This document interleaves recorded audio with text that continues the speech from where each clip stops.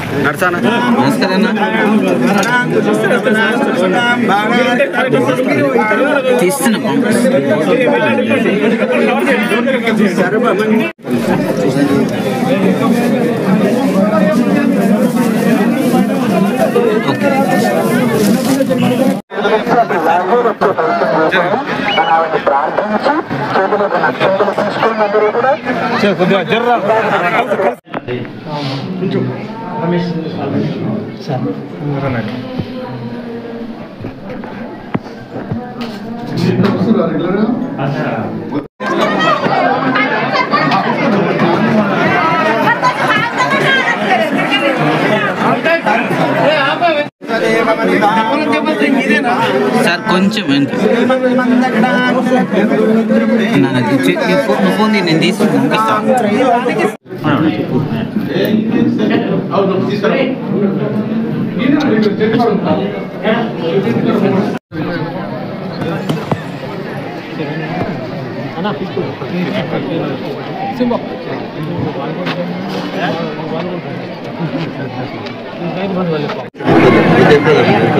Three hills Annapurneshwara దేవి జాతరలో భాగంగా ఈరోజు సిరికొండ మండలం వాల్గొడ్కు రావడం జరిగింది.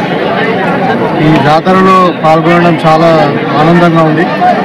మరి ఇక్కడ చూస్తే నిజంగా వేల మంది భక్తులు ఒక పెద్ద పండుగ వాతావరణంలో భక్తి శ్రద్ధలతో అందరూ కూడా అమ్మవారి దర్శనం చేసుకొని మరి వీళ్ళందరూ కూడా ఇక్కడ కుంకుమార్చనలు అన్ని ప్రోగ్రాం చేసుకొని చాలా పండుగ వాతావరణం ఉంది.